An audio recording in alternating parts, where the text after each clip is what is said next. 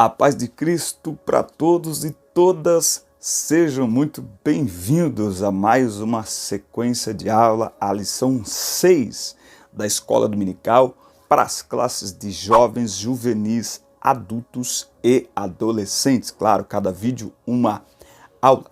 É um prazer ter você por aqui. Eu sou o Diácono Denis Pereira, professor da Escola Dominical há mais de 20 anos, atuando com jovens e adolescentes, liderando, dando aulas na escola dominical, dando palestras, pregando, escrevendo, tá certo? É um prazer ter você por aqui. Se você não está inscrito ainda no nosso canal, inscreva-se, porque isso é muito importante. Inscreva-se no nosso canal agora aí, por favor, clica no botãozinho vermelho.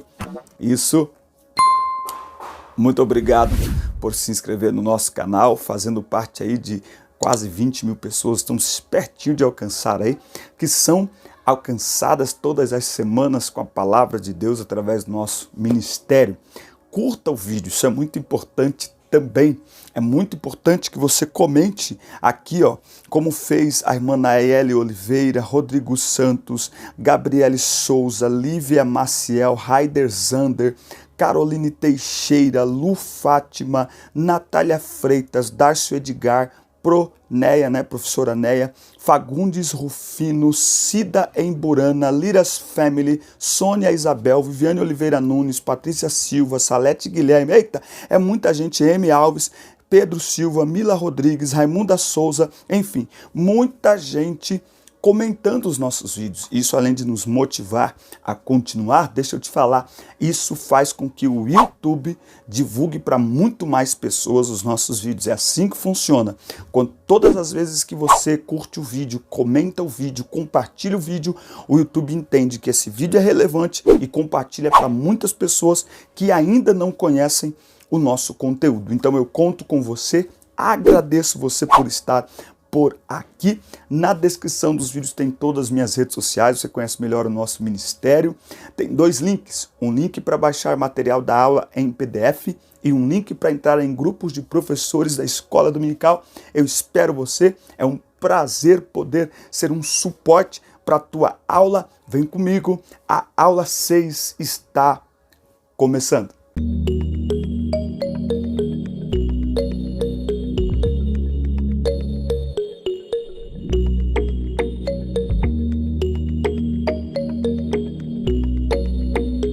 Santificação, comprometidos com a ética do Espírito.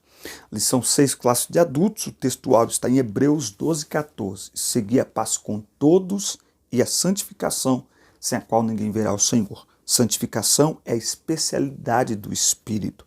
Ela é instantânea e ao mesmo tempo progressiva, porque acompanha o crescimento espiritual do crente, tá? Aí algumas pessoas perguntam assim, mas nós não somos salvos pela fé? Sim, nós somos salvos pela fé para uma vida de santidade. A santidade manifesta a salvação recebida pela graça. Efésios 1:4. Porquanto Deus nos escolheu nele, em Jesus Cristo, antes da criação do mundo, para sermos santos e irrepreensíveis em sua presença. Quem agora está em Cristo, nova criatura é. A santificação, o caminho da santidade, é o caminho natural de todo aquele que nasceu de novo. Quem esperneia, faz birrinha quando o tema é santidade, ainda não nasceu de novo. Recusa-se a nascer e a crescer espiritualmente. Deus é absolutamente santo, diz aqui a introdução. Sua santidade é infinita, inigualável. Ele é santo em si mesmo e em sua essência. Então nós vamos ver que é desejo de Deus que os crentes reflitam a sua santidade. O caráter santo de Deus precisa ser refletido em nossa vida, no nosso estilo de vida. Então nós vamos estudar aqui o que é ser santo e a necessidade de se ter uma vida santa. Afinal de contas, sem santificação ninguém verá o Senhor. Então eu tenho que ser santo para ser salvo? Não, você tem que ser santo porque é salvo. Por isso que você precisa entender que você é salvo e, portanto, você já é santo, ou seja, tem a ver com identidade. Nós temos que manifestar a nossa identidade. Não é adquirir santidade, é ser santos, porque isso tem a ver com a identidade de quem nasceu de novo. Aí que está o detalhe. Quem esperneia, faz birrinha, quando o tema é santidade e santificação, ou não nasceu de novo, ou ainda que tenha nascido, recusa-se a crescer espiritualmente.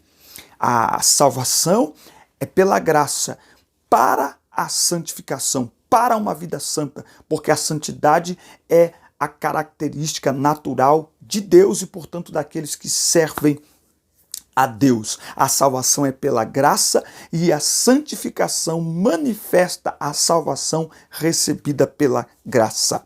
A santificação no Antigo Testamento, tópico 1. A santidade de Deus se originou, claro, nele mesmo. Ela é a plenitude gloriosa de sua excelência moral. Essa verdade é revelada desde o Antigo Testamento. Deus exige santidade de seu povo porque ele é santo. Deus é santo. Sejam santos porque eu sou santo. A ideia predominante de santificação ou santidade no Antigo Testamento é de separação, tanto de pessoas como de lugares e coisas para o serviço sagrado. Então, veja que a santificação é separação para o serviço. Pega isso, segura isso aí. Separar daquilo que é comum ou imundo para fazer diferença entre santo e profano, imundo e limpo, certo e errado. O profano é alguém que se mostra indiferente no que diz respeito ao sagrado. Então, ser santo, kadosh, ser santificado, santificar, colocar à parte. A ideia central é separar do uso comum para o serviço de Deus. E aí vem consagrar. Então, não tem como falar de santificação sem falar de consagração. O termo consagrar significa investidura de funções sagradas. Em outras palavras, é dedicar-se ao serviço de Deus. Isso pode ser de coisas, de lugares, de pessoas. Então, santificação e consagração são termos distintos que podem significar a mesma coisa. O verbo para consagrar é o mesmo para santificar ou para ser santo. Então veja que consagração e santificação caminham juntas. Eu costumo dizer o seguinte, que santificação é aquilo que nós não temos que fazer, não podemos fazer, não devemos fazer. E consagração é o que nós devemos fazer. O problema é que, muito preocupados em não fazer algo, nós não estamos fazendo o que devemos fazer. Veja que o que é ser santo? É separar das coisas imundas para purificar-se exclusivamente para Deus. Ser santo é separar-se das coisas do mundo e consagrar a sua vida total e exclusivamente para Deus. O problema é que nós muitas vezes não estamos fazendo o que temos que fazer. Nós não consagramos nossa vida a Deus. Nós não nos envolvemos nas coisas de Deus. Nós não agimos de acordo com a palavra de Deus e ficamos tentando não fazer isso ou aquilo, porque isso é pecado, aquilo que é pecado, mas nós não estamos envolvidos com aquilo que é para fazer. Então, se nós não nos consagramos a Deus, veja que santificar é separar para o uso. Ou seja, tem uma utilidade, tem uma finalidade. Então, quando a gente fala de santificação, não é apenas aquilo que eu não devo fazer, é também o que eu devo fazer. Ou seja, eu agora sou de uso exclusivo para Deus. Então, se eu me envolvo com as coisas de Deus, se eu me encho das coisas de Deus, me encho de Deus, da presença de Deus, do Espírito Santo, faltará espaço em mim para que as coisas do mundo, as coisas impuras, venham e me preencham. A purificação, também não dá para falar de santificação sem falar de consagração e sem falar de purificação, ser limpo, kadosh, kadash, não é? Ambos se aplicam à santidade de Deus, como também as pessoas que se aproximam dele e se purificam de toda sorte de pecado e idolatria. Veja que a purificação, ela tem a ver, não é, com pureza, claro, não é? E assim como Deus é santo, quem se aproxima de Deus precisa se aproximar em santidade. Na Bíblia, A palavra purificação, ela sempre vem com o sentido de verbo, purificai, purificando, não é? Ou seja, indica aí uma atitude do cristão. Nós devemos nos purificar, evitando o pecado, evitando caminhos que levam ao pecado. Eu estou preparando algo aqui no coração e vou começar a escrever sobre pureza, não é?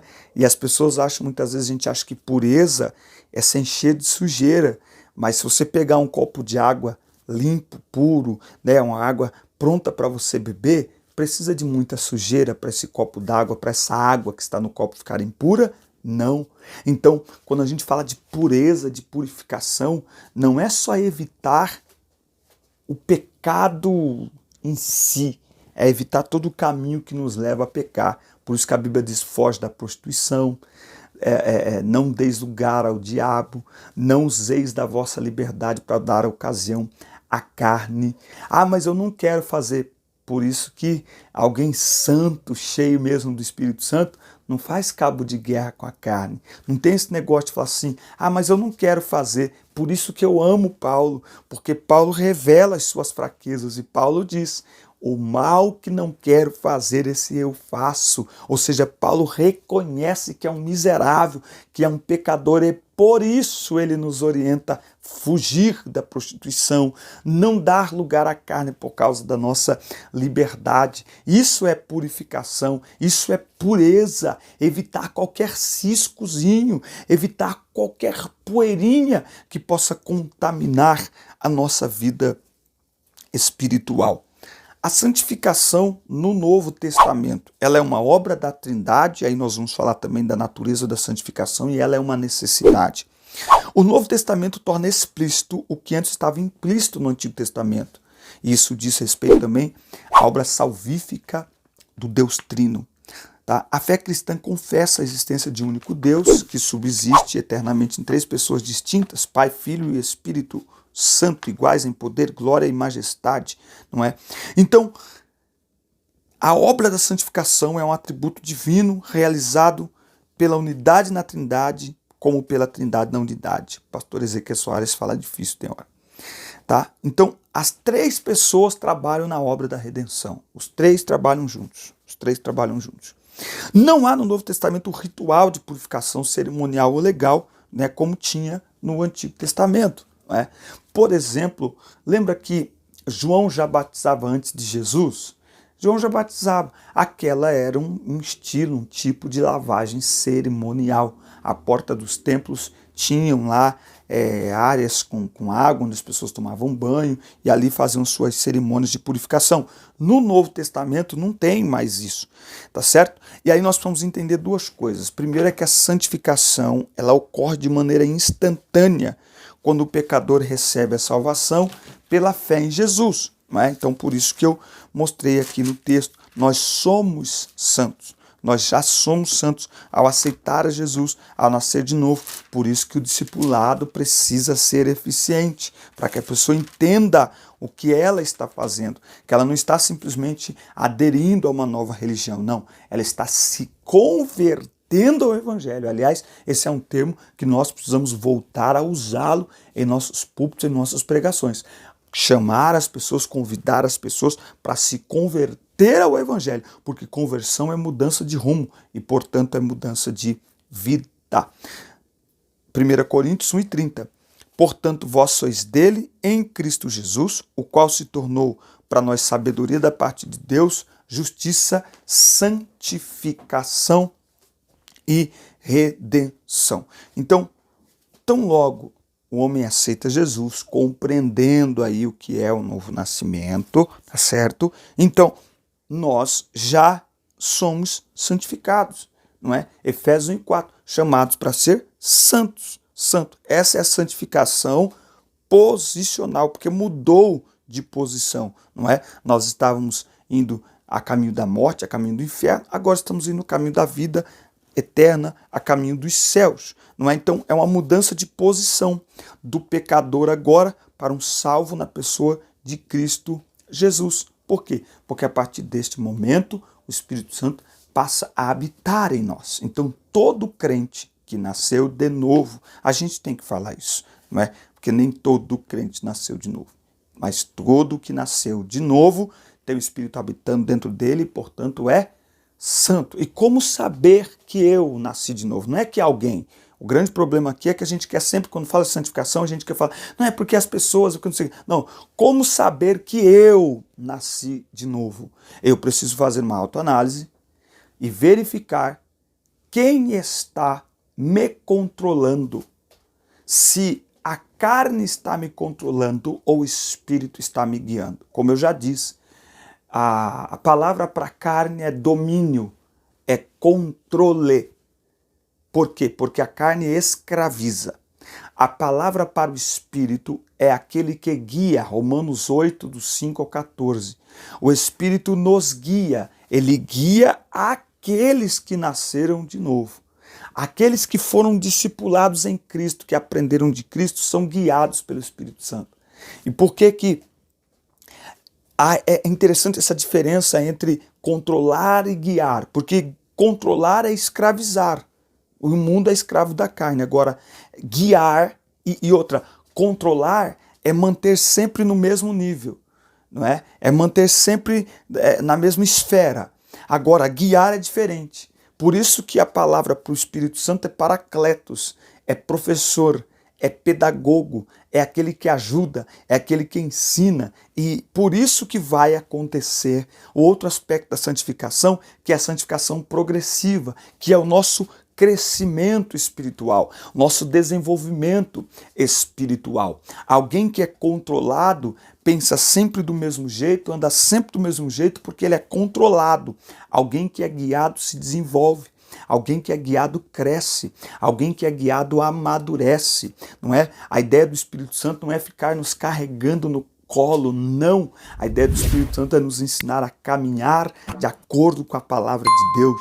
A ideia do Espírito Santo não é tomar decisões por nós, mas nos conduzir a uma maturidade espiritual, que nós possamos fazer escolhas que agradam a Deus, que glorifiquem a Deus, de acordo com a palavra e com a vontade de Deus. Então, a santificação, ao mesmo tempo que ela é instantânea, ela também é progressiva. A salvação em Cristo é acompanhada da santificação e seu agente ativo é o Espírito Santo. Assim, a santificação ela é progressiva, ela nos torna mais e mais semelhantes a Cristo. Esse é o trabalhar do Espírito Santo na nossa vida todos os dias, nos tornar mais e mais semelhantes a Jesus. Por quê? Porque no céu nós iremos, todos aqueles semelhantes a Jesus. Esse é o trabalhar do Espírito em nós. Essa é a obra do Espírito Santo na nossa vida, nos tornar todos os dias semelhantes a Jesus. Eu gosto muito de Romanos 8, no 18, ele diz assim, estou absolutamente convencido de que os nossos sofrimentos do presente não podem ser comparados com a glória que em nós será revelada. Que glória que será revelada? E você vai ler todos os versículos. Aí lá no 29 ele conclui, porquanto aqueles que antecipadamente conheceu, também os predestinou para quê? Para serem semelhantes à imagem do seu Filho. Então essa é a ação do Espírito Santo na nossa vida todo dia, nos tornar semelhantes a Jesus. Por isso que a santificação é uma necessidade na vida do cristão, faz parte da identidade do cristão, porque ser santo é nos tornarmos cada dia mais e mais parecidos com Cristo. Por isso que é uma santificação gradual, progressiva. Cada um tem aí a sua experiência, cada um tem aí o seu tempo, e Deus vai trabalhando em nós, como diz Filipenses 1,6, aquele que começou em vós a boa obra, a aperfeiçoará até o dia da redenção de Cristo Jesus. Deus está trabalhando em nós por meio do Espírito Santo, por meio de sua palavra, nos santificando, nos limpando todos os dias. Afinal de contas, santo não é quem não peca, santo é quem se limpa todos os dias. Por isso é muito importante. E por que isso? Porque o pecado habita em nós. Então dizer que santo é alguém que não peca vai contra a palavra de Deus, não é? Não, nós pecamos pecamos porque o pecado habita em nós, mas nós nos limpamos todo dia como tomamos banho todos os dias. O grande problema, ou o maior problema, pecar é um problema, mas o pior problema do que pecar é continuar pecando, é acostumar-se ao pecado e a pecar, porque aí já é iniquidade. O que é iniquidade? É o pecado proposital, premeditado, tá certo? É quando a pessoa se entrega a uma vida de pecado. A santificação aplicada ao crente. O Espírito Santo é a fonte de santidade e o Senhor o seu padrão. E aqui é muito interessante isso, tá?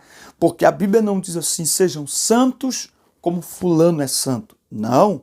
A Bíblia diz, sejam santos porque eu, Deus falando, eu sou santo. Então presta muita atenção quando você olhar para alguém e julgar-se mais santo que aquela pessoa. Porque eu não sou padrão de santidade para ninguém. Ninguém é padrão de santidade para ninguém. Por quê? Padrão, sabe? Padrão é algo que você tem que imitar. Não, nós podemos ser no máximo, sabe, um testemunho, mas não um padrão.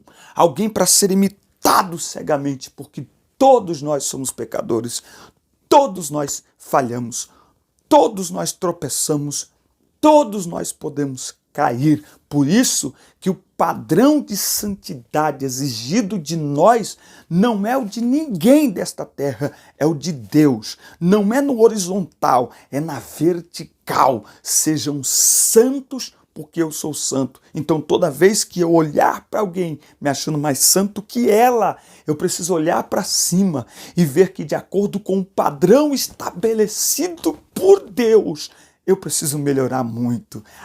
Eu preciso melhorar muito e melhorar todos os dias. E Deus já fez assim para ninguém ficar orgulhoso da própria santidade. Se virmos alguém mais fraco, caindo em alguma área da vida que nós não caímos mais naquela área, nós devemos, com a graça de Deus, ajudar a se levantar, ajudar a pessoa a se limpar, porque todos nós, ou mais infantis ou mais amadurecidos na fé, estamos na mesma luta diária contra a nossa carne no caminho da santificação. E se algum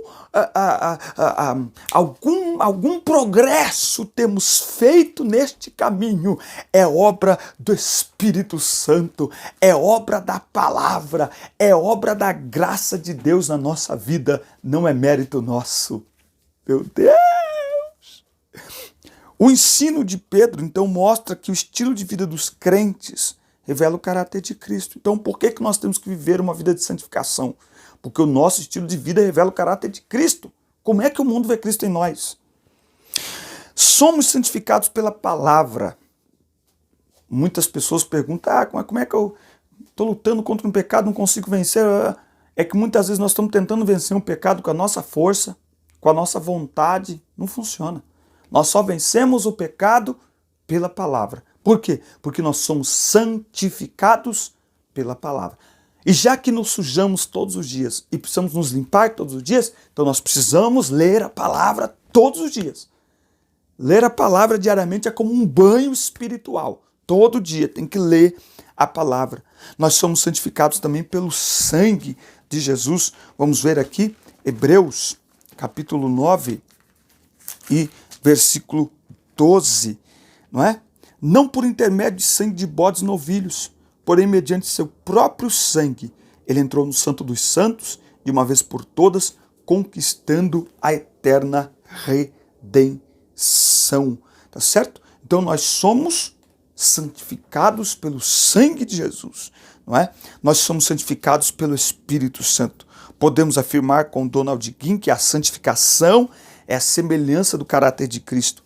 É o efeito real da salvação, através do qual a própria vida de Cristo permanece para sempre na vida e no caráter do crente. Logo, isso não tem nada a ver com obras da carne, com mentira, palavrão, intriga, mexerico, fofoca, violência doméstica. Não, tá certo? Isso é coisa de quem não tem o Espírito de Cristo, e quem não tem o Espírito de Cristo, esse tal não é dele. Mas Deus é santo e ele exige santidade do seu povo. Então, a vida de santificação ela é um contraste com a antiga vida. A antiga vida era dominada, escravizada pela carne. A nova vida é guiada pelo Espírito no caminho da santificação, que é o caminho natural, porque Deus é santo. Amém? E aí ele conclui explicando pra gente aqui o que é ética. A ética é conduta, tem a ver com hábito, tem a ver com costume. A ética cristã é sobre o estudo sistemático sobre os princípios e práticas do que é certo e errado à luz das escrituras sagradas. Estamos vivendo um tempo em que a relativização tem tomado conta do coração de muitos crentes. E muitos já abandonaram todos os valores e princípios da palavra de Deus, e muitos cristãos já aderiram à abolição completa de padrões do que é certo e do que é errado. Existem muitos debates, muitas polêmicas hoje, porque muitos estão procurando servir a Deus sem qualquer padrão moral, sem qualquer padrão de conduta, mas isso é necessário porque revela o caráter de Cristo em nós. O fruto do Espírito tem implicações éticas e tal prática precisa ser treinada e tornar-se um hábito em nossas vidas. Isso agrada a Deus e as pessoas e por meio de nossa conduta até os incrédulos glorificam a Deus. Eu tenho discutido isso com alguns irmãos aí nas redes sociais, discutido no bom sentido, porque muitos não compreendem que o fruto do Espírito precisa ser desenvolvido. Ué, mas se ele é dado pelo Espírito, tudo que vem do Espírito é completo. Sim, mas o fruto do Espírito fala de comportamento, fala de caráter. Por isso que fruto do Espírito precisava ser algo ensinado permanentemente na igreja.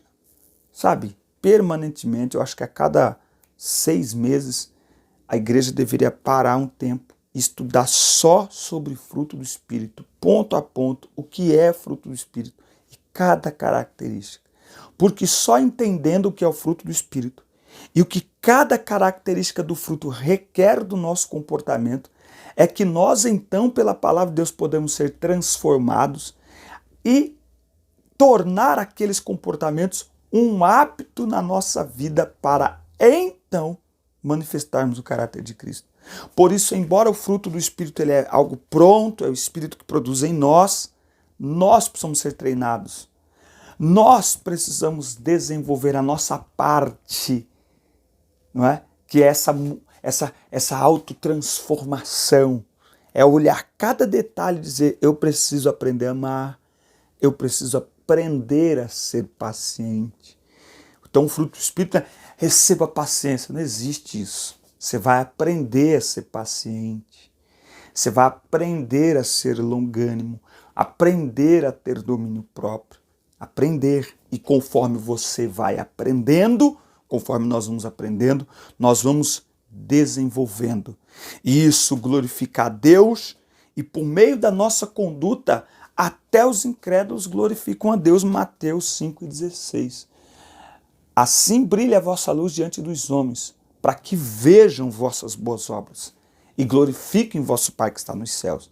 Uma pessoa me perguntou, mas nós não somos salvos pela fé? Então para que as obras? É porque nós somos salvos pela fé para a prática das boas obras. Se não me falha a memória agora, Efésios 2:10. Salvos pela fé para a prática das boas obras. As boas obras manifestam a salvação recebida pela fé. Meu Deus do céu. É através das boas obras, até porque a fé sem obras é morta. Mas nós não somos salvos pelas obras, é pela fé para a prática das boas obras. Amém? Então, esse é o nosso estudo de hoje. Os incrédulos glorificam a Deus. Esses incrédulos que glorificam a Deus aqui, não significa que todos os incrédulos serão salvos, mas eles vão reconhecer que a nossa fé é autêntica. Olha, não tem coisa mais triste do que você precisar de algo autêntico e descobrir que aquilo é falso. Por exemplo, imagine você que está com uma nota de R$200, chega no mercado, faz uma compra, quando chega no caixa, o caixa olhar, imagine a vergonha, fala assim, ó, essa aqui é uma nota falsa. Você imagina isso? Imagina um RG, você vai entrar numa empresa e precisa apresentar um documento, você apresenta ali sua habilitação, seu RG, a pessoa olha e diz, isso aqui é falso. Ah, gente, isso é triste demais, isso é vergonhoso demais. Pois bem, a santificação, ela manifesta a autenticidade da nossa fé. E o mundo, mesmo os incrédulos, mesmo os perseguidores da igreja, eles glorificam a Deus. Sabe quando?